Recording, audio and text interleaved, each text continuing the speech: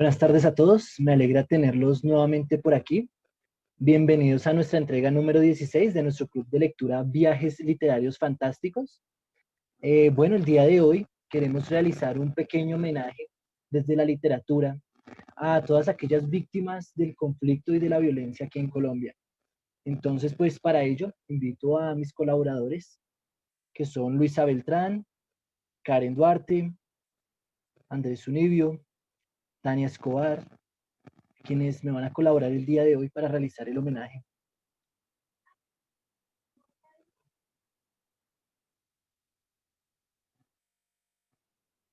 Listo, y vamos a dar inicio entonces. Si en algún momento de pronto alguien nos quiere colaborar leyendo, nos lo puede hacer saber por medio del chat y pues nosotros le daremos la palabra, ¿listo? Entonces, pues no siendo más, vamos a dar inicio.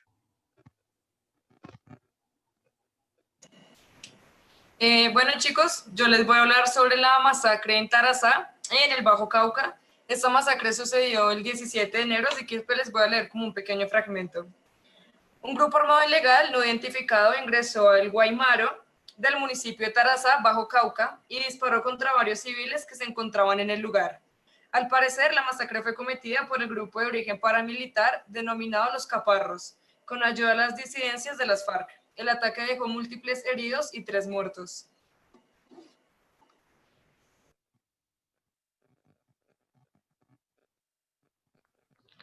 Bueno, entonces yo les voy a leer sobre la masacre en Jamundí, del Valle del Cauca, el 17 de enero.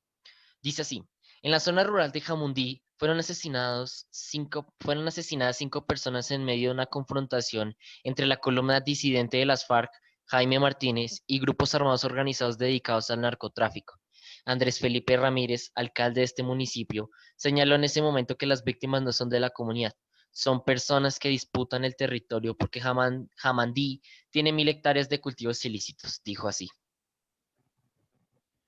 Bajo Cauca, asesinan a 4 campesinos en zona rural de Cáceres, 12 de febrero.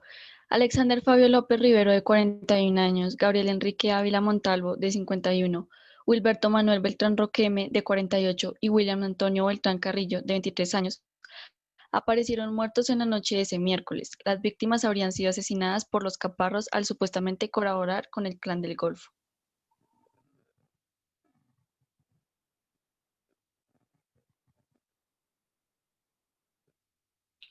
Ok, yo voy a hablar del crimen en la frontera con Perú. 14 de febrero. 5 colombianos y un brasileño fueron asesinados el 14 de febrero en la población de Lupita, territorio peruano. Las víctimas mortales residían en Puerto Leguízamo, en Putumayo, municipio que queda al frente de Lupita, cuya división territorial es el río de Putumayo. Una versión que manejaban los pobladores de Puerto Leguízamo indicaba que la masacre sería consecuencia del enfrentamiento entre las disidencias del 1 y 48 frente de la futura guerrilla de la FARC, que se está peleando el negocio del narcotráfico en la región. Medellín, asesinato en Comuna 13, 16 de febrero. Daniela Henao Pareja, Juan Felipe Villa Castaño, Luis Miguel Gómez y José David Cano Ospina departían en una tienda del barrio San Javier en la Comuna 13, cuando hombres armados se bajaron de una motocicleta, ingresaron al establecimiento y les dispararon en varias ocasiones. La policía capturó a un sospechoso que portaba 3 armas de fuego. Se desconoce si en la actualidad alguien más fue judicializado. El tiroteo en Salgar, 27 de febrero. Una balacera en la vereda de La Margarita, municipio de Salgar, Antioquia, ocasionó la muerte de 2 mujeres y 2 hombres que habitaban en una vivienda del sector El Guerrero. El alcalde, Carlos Londoño, señaló que el hecho se presentó por una confrontación de estructuras criminales por el control y el tráfico de estupefacientes.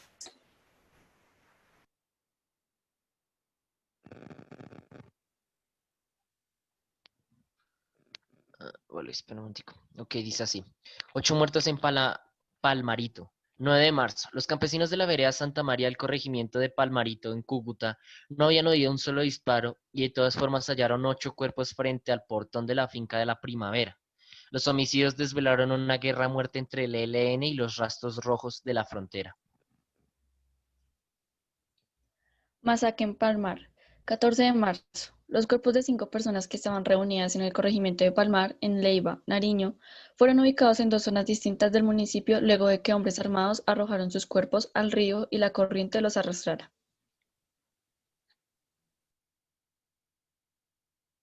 La Modelo, 21 de marzo. Daniel Carabaño, de 30 años de edad, recibió 2 impactos de fusil en la cara. A Jesús Gómez, de 38 años, le dispararon en la boca. Cristian González, de 21 años, recibió un tiro en la frente. Diego Rodríguez, de 25 años de edad, 5 disparos en el pecho.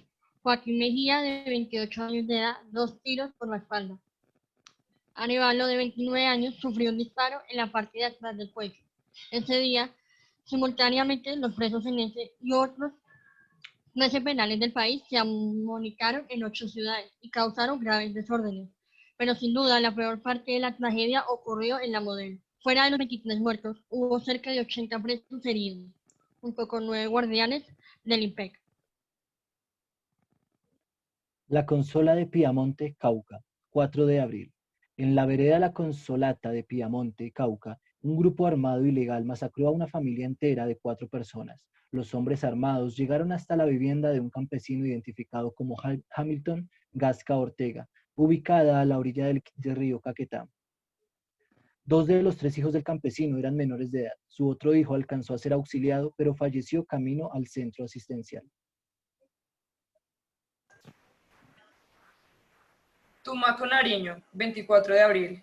En el corregimiento de San Juan de la Costa, en el municipio de Tumaco, Nariño, fueron asesinados 5 personas. Estas personas estuvieron desaparecidas por 8 días, según informan medios locales. La alcaldía aseguró que las autoridades pertinentes se encuentran en la investigación del caso. En la zona de Linque, el Ejército de Liberación Nacional, el ELN, las Guerrillas Unidas del Pacífico, el Frente Oliver Sinisterra, el Frente Steven González, las Autodefensas Gaitanistas de Colombia, los Contadores, Gente del Orden y los Cuzumbos.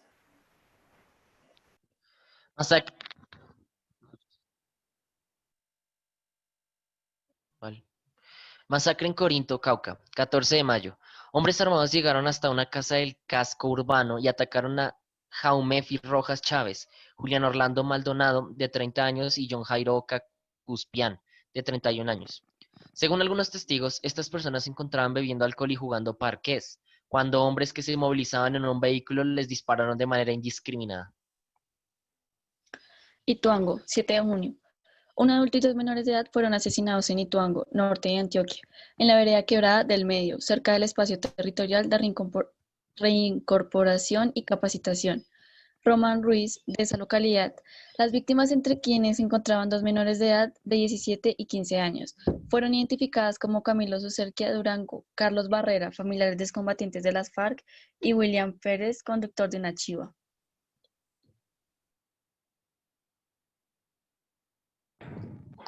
Finca La Girardot, en Ciudad Bolívar, 15 de junio. Como una relatación de bandas criminales, fue catalogado el crimen de 3 hombres y una mujer, sin identificar. El hecho ocurrió en el corregimiento de San Bernardo de los Farallones, en el municipio de Ciudad Bolívar, el suroeste de Antioquia. El Quebradón y las represalias a un excombatiente, 16 de julio. Sobre las 8:30 p.m., 12 hombres armados ingresaron a la vereda del Quebradón Sur, municipio de Algeciras, Huila, y asesinaron a sangre fría a 2 familiares del excombatiente Nencer Barrera Bustos y a otras 2 personas que estaban en el lugar. Becerra es escolta de la Unidad Nacional de Protección. Las víctimas fueron identificadas como Luz Estela Burgos, de 34 años, Juan David, sin apellido revelado, de 25, Luis Eduardo Gómez, con 22 años, y un adolescente de 16 años llamado Edison Moya Muñoz. Además, 2 personas resultaron heridas en el ataque, entre ellos un menor de 8 años y Noé Ahumada, hombre de 59 años que presenta herida de arma de fuego en su brazo derecho.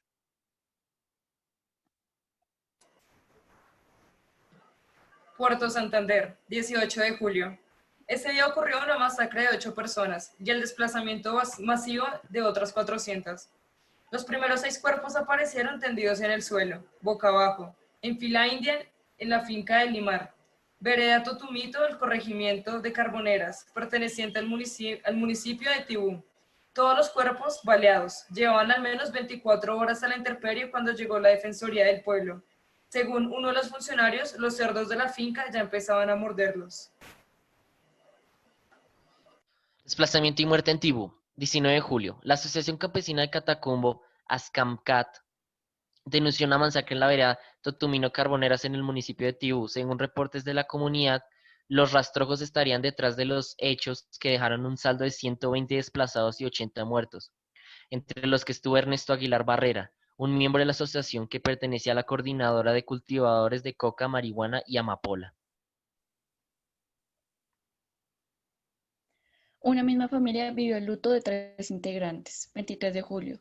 Manuel Bedoya y 2 de sus parientes fueron asesinados en una mina de oro del municipio de Norcasia, oriente de Caldas. Sicarios habrían venido a ajustar cuentas con Bedoya, quien fue condenado por extorsión en 2013 y señalado de ser miembro de las autodefensas de Magdalena Medio. Triple homicidio en San José de Ure, Córdoba.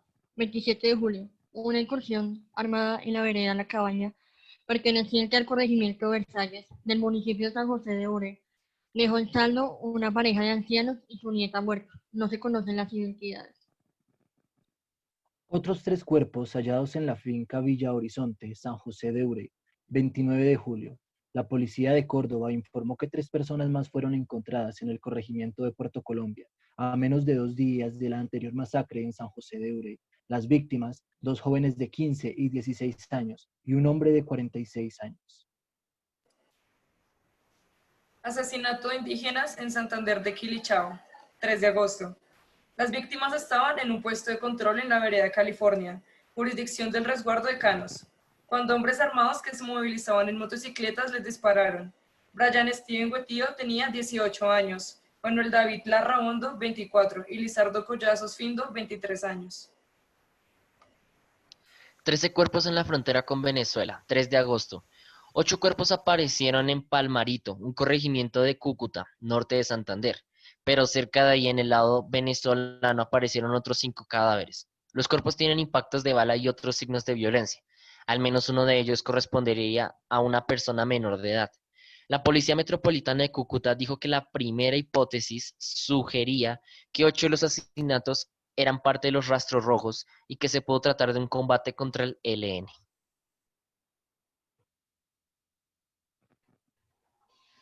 Nueva masacre en Puerto Santander, 4 de agosto. El director de la ONG Progresar, Wilfredo Cañizares, informó sobre el asesinato de 6 personas en el sector Puente Angosto del municipio de Puerto Santander, área metropolitana de Cúcuta. En la zona delinque el grupo paramilitar Los Rastrojos, el cual tenía instalado un puesto de cobro extorsivo a contrabandistas, según Cañizares. Asesinados por llevar una tarea. 10 de agosto. Cristian Caicedo y Michael Ibarra, de 12 años y 17 años, eran del Cauca, pero estudiaban en Leyva, Nariño. Las autodefensas gaitanas los mataron a quemarropa por el simple hecho de llevar sus tareas al colegio, en medio del cese de actividades presenciales por la pandemia del coronavirus. Los 5 del Cañaduzal en Llano Verde, 11 de agosto. 5 adolescentes de entre 14 y 15 años fueron brutalmente asesinados en el sur de Cali. Los cadáveres estaban tirados en medio de un cañaduzal, tenían golpes, rayones en los brazos, heridas con arma blanca en el cuello y tiros de gracia en la cabeza. Juan Manuel Montaño, Leider Cárdenas, Jean Paul Perlaza, Jair Andrés Cortés y Álvaro José Caicedo, todos afrodescendientes, son las víctimas. Iván Duque aseguró celeridad en las investigaciones durante su visita el 22 de agosto. El asado en Samaniego que enlutó a Nariño, 15 de agosto. Braya Cuarán Rosero, John Sebastián Quintero, Daniel Vargas, Óscar Andrés Obando, Laura Michelle Melo Riescos, Rubén Darío Ibarra, Byron Patiño y Campo Elías Benavides regresaron de Pasto, Pereira y Cali para pasar la cuarentena con sus padres en el municipio de Samaniego. 4 hombres armados interrumpieron el asado del reencuentro y los mataron sin piedad. Un crimen del que no se sabe ni la fecha. 18 de agosto. Miguel Caicedo Huanga, gobernador del resguardo Pialapi de Pueblo Viejo, municipio de Ricaurte, confirmó la identidad de 3 indígenas de la comunidad Camagüey Agua, asesinados por actores armados. El temor de correr la misma suerte hizo que la comunidad no denunciara el hecho antes del 18 de agosto, pero el estado de descomposición de los cadáveres da cuenta de que fallecieron hace más de 10 días. Hay una persona desaparecida y no ha habido pronunciamiento del gobierno al respecto. Masacre en Arauca, 20 de agosto. 5 cuerpos fueron hallados en la vereda Sinaruco, corregimiento El Caracol. La Defensoría del Pueblo alertó de este hecho a las 4 de la tarde del día 21, pero la comunidad venía clamando auxilio un día antes. El comando de la 18ª Brigada del Ejército informó que los asesinatos ocurrieron el 20 de agosto en inmediaciones de la finca Racho Alegre. Los responsables serían los integrantes del grupo armado organizado residual, Estructura 10. El ministro de Defensa, Carlos Holmes Trujillo, ofreció una recompensa de 100 millones de pesos por la información que ayude a la captura de los cabecillas de ese grupo.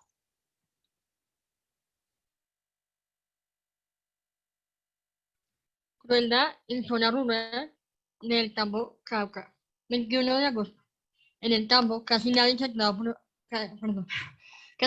atreve a pronunciar palabras sobre el homicidio de Heiner Collazos, Arcaido Collazos y Joymar Ordóñez, David Culande y Nicolás, víctimas identificadas por la comunidad en zona rural del corregimiento de Uribe, aunque se dice que falta una persona por reconocer. El hecho se atribuye a integrantes de la nueva Marquetalia de las FARC. Mucho reguero tan feo de sangre, se escucha decir a un hombre que halló los cuerpos entre los matorrales. 1, 2 y 3 masacres en una semana. 21 de agosto. Nariño no se sobreponía a lo sucedido en Samaniego y el asesinato de los indígenas en Ricaurte, cuando se conoció otro hecho lamentable en Tumaco. Sobre las 11 p.m. del viernes, Dubanerney Quiros Casanova y Jorge Alexander Cortés Cortés, de 22 años, Eduardo Everi Quiros Almeida, quien ejercía como conductor y tenía 50 años, Eduardo Ernesto Quiros Casanova, de 24, Jesús Casanova Canticus, de 37, y Diego Roney Acosta Casanova, de 17 años, fueron sacados de sus viviendas. Esto que acaban de escuchar son las 33 masacres que se han registrado a tan solo hace 2 semanas. Realmente es muy triste lo que estamos viendo que está sucediendo aquí en Colombia. En estas 2 semanas pues se sabe que se han registrado otras 2 o 3 masacres. La invitación es para que nos informemos e intentemos buscar el cambio. Esto no sucedería en un país en donde predomina la ignorancia. Entonces pues tengamos presente que es la educación la única que nos puede sacar de esto.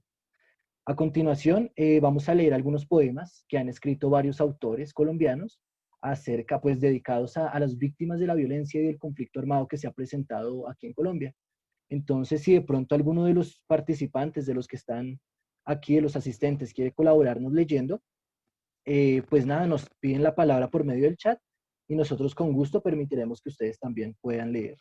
Entonces, pues a continuación el primer poema lo va a leer la señorita Karen.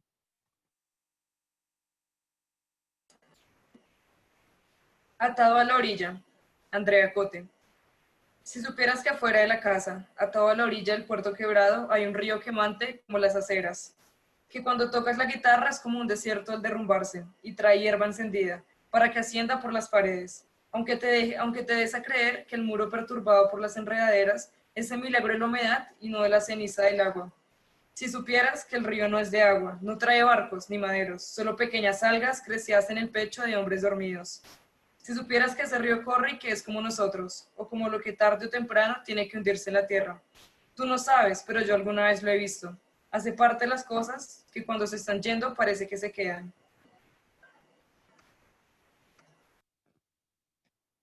Univio, ¿tú nos colaboras con el segundo, por favor? Dale, profe. Dice, de conversación a oscuras. Te metieron en una bolsa negra y te llevaron al monte. Yo por entre los matorrales los seguí. Los hombres decían chistes, cavaban y reían. Cuando las cosas empezaron a calmar, fuimos al monte y te trajimos a la casa para que no te sintieras solo, hermano. Ahora estás en el solar, a tu lado sembramos un ciruelo, el que da las frutas que tanto te gustan, y todos los días lo regamos con agua y con lágrimas. Ok, este siguiente nos colabora Tania, por favor. Vale. Se llama La pregunta, de Mary Yolanda Sánchez. Te han tirado al patio de las ranas, sobre ti, pompas de jabón. Te preguntabas por qué las gallinas son tristes y van con una queja eterna. Hoy te picotean y no saben qué eres. Alguien te habrá mirado por última vez como un mal recuerdo. Nunca supiste estar de pie, no te gustaba estar pendiente. Sin embargo, te acostumbraste a dormir con ropa por si se acaban el sueño. Sara Castillo dice que nos quiere colaborar, entonces te escuchamos. Del crecimiento del vacío, Néstor Raúl Correa. Haz como si los cuerpos que bajan por el río con gallinazos no fueran de nadie, hija mía. Como si el río de cráneos en las fosas se pareciera al silencio que hay en el silencio. Profe, ¿puede ver, por favor? Qué pena. Hijo mío. Como si lo que pasa día a día no pasara. Listo, con el siguiente nos colabora Luisa.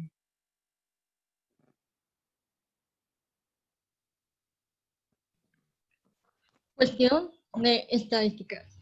Fueron 22, dice la crónica, 16 varones, 3 mujeres, 2 niños de miradas anheladas, 73 disparos, 4 credos, 3 maldiciones hondas, apagadas, 44 pies con sus zapatos, 44 manos desarmadas, un solo miedo, un odio que crepita, y un millar de silencios extendiendo sus vendas sobre el alma mutilada.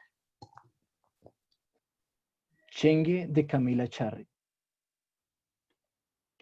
En la radio anuncian que han tomado el pueblo, que hubo explosiones, restos de carne que se estrellaron contra otros cuerpos, que todo fue muy rápido, que las gallinas dejaron en el aire después de arder bajo el estallido sus plumas como un ala de neblina, que no permitió ver con claridad cuántos muertos fueron, que fue un horror no haberlos visto bien, que deberán regresar en la madrugada para contar los cuerpos, adivinar las formas entre los fragmentos, en pleno domingo, sin día de descanso, sin recibir un pago adicional, dijeron en la radio que la vida nunca es justa.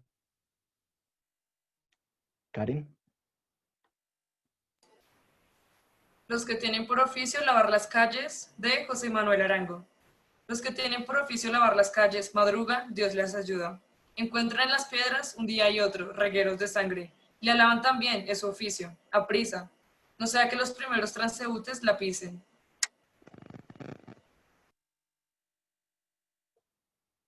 Univio. Hospital militar. Dios, qué mano tan fría, dijo el soldado herido. En la silla de ruedas, su figura sería un árbol joven con las ramas cortadas, porque allí no había mano, solo unos ojos hondos, muy hondos, que parecían preguntarle algo a Dios.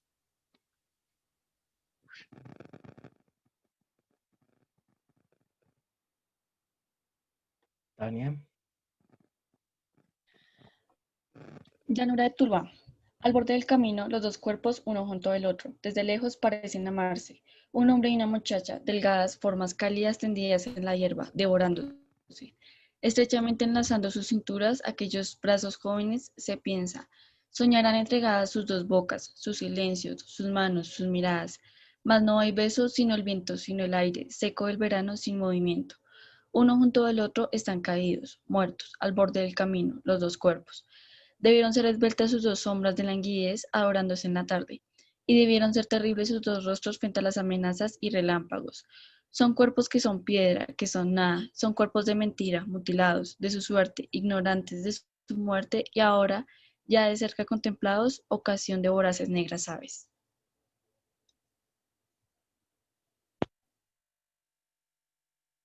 Luisa. Patria violenta, violenta patria mía. En mí creció tu amor tardío, como una bocanada de perfume salvaje.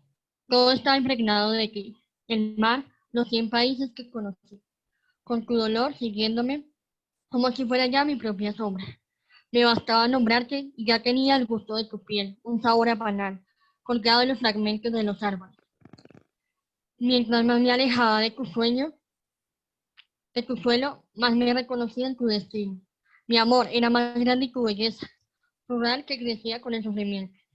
Ahora, ¿quién podrá negarme tu combate nocturno? ¿Quién, perdón, ¿quién podrá quitarme de las manos el puñado de tierra empapada en sangre de mis hermanos y esa rama verde que antes de partir arranqué de tu seno? Parábola de los dos hermanos de Víctor Gaviria. Había una vez dos hermanos que negociaban con ganado robado, vaya a saber sus razones. Descontento de cuentas, el menor se peleó con su hermano mayor y contrató unos hombres para que lo mataran. Un niño, como siempre, fue testigo del crimen. y los hombres fueron descubiertos. El hermano menor huyó de su casa. Los asesinos de su hermano huyeron también, rastreando su pista, hasta hallarlo en otra vereda cercana, tan mísera y tan próspera como la anterior. Pidieron plata por su silencio. Él les envió dinero en un sobre. La lengua les picaba y les daba vuelta en la boca por decir el hecho escandaloso. Entonces el hermano menor contrató a otros hombres para que mataran a los primeros hombres. Los asesinos fueron a su vez asesinados, sorprendidos por los segundos hombres cuando menos lo esperaban. El hermano menor descansó aliviado, pero los segundos asesinos eran todavía más pobres y más despiadados, y pidieron dinero por su doble silencio. Entonces el hermano buscó entre la gente a otros hombres peores, habló de paso con ellos, pero los segundos hombres desconfiaron a tiempo y lo mataron frente a su casa, la que era apenas su casa transitoria, y fue hallado su cuerpo entre el rastrojo, frío y tieso como un palo. Los segundos hombres se dispersaron en el acto y se disolvieron entre la gente. Los terceros hombres son cualquiera, nosotros, los justos, todavía más pobres y más despiadados.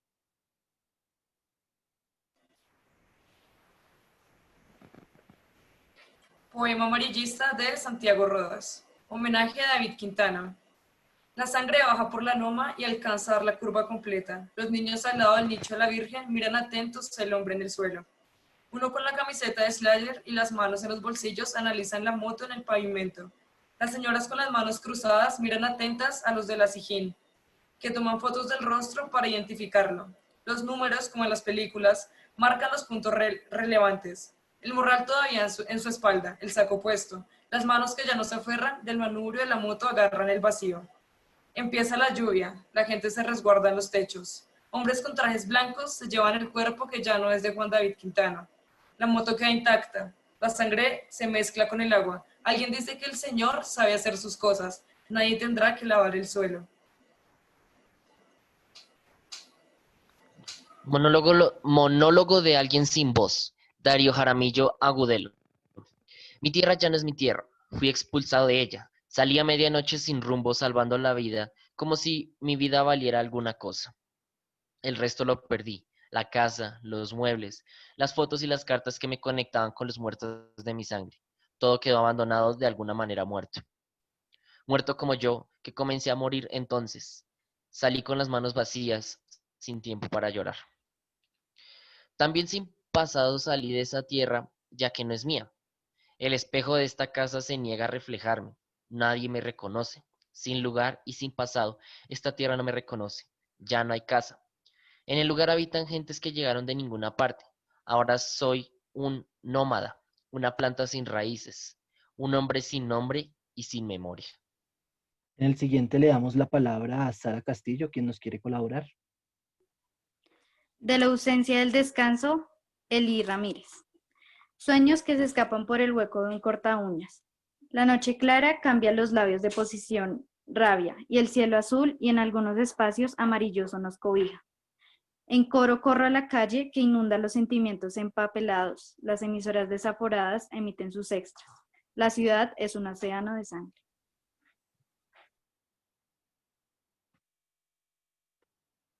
Tania. La Patria, María Mercedes Carranza. Esta casa de espesas paredes coloniales y un patio de azacelas muy decimonónico hace varios siglos que se viene abajo. Como si nada, las personas van y vienen por las habitaciones en ruina, hacen el amor, bailan, escriben cartas. A menudo silban balas o es tal vez el viento que silba a través del techo desfondado. En esta casa, los vivos duermen con los muertos, imitan sus costumbres, repiten sus gestos y cuando cantan, cantan sus fracasos. Todo es ruina en esta casa. Están en ruina el brazo y la música, el destino, cada mañana. Las risas son ruina, las lágrimas, el silencio, los sueños.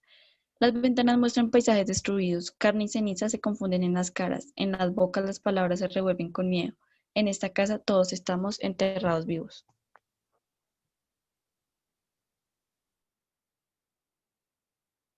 Luisa.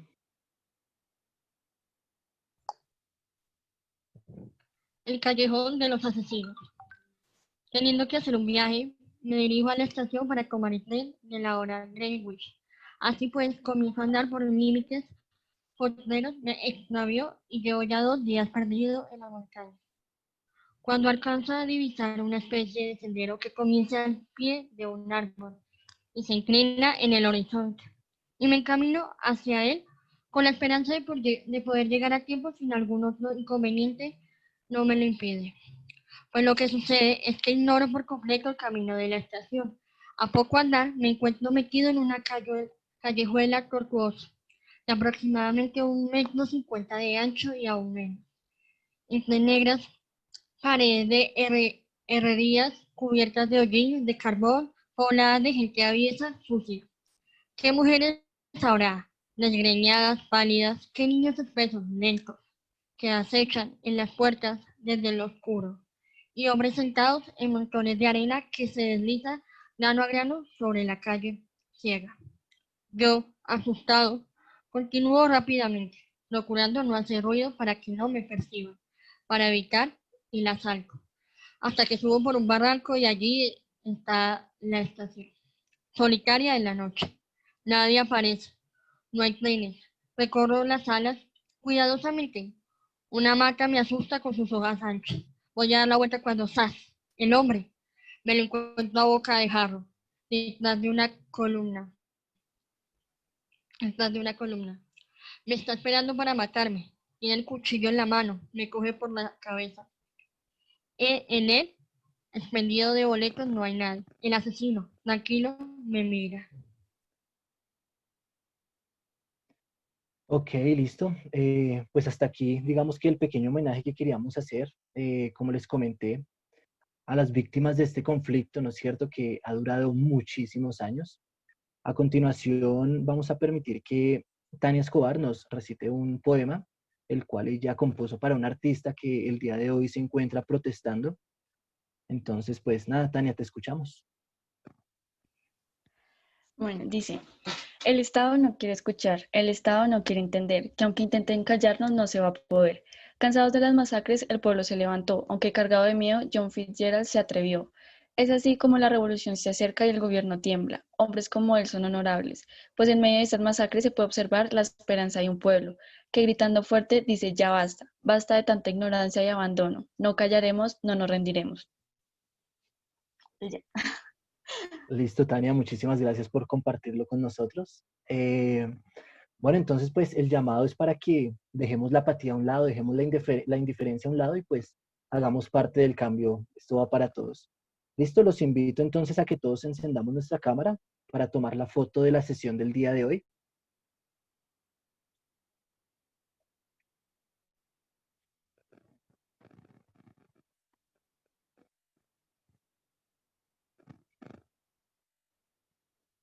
Listo, entonces sonreímos todos a la cuenta de 3.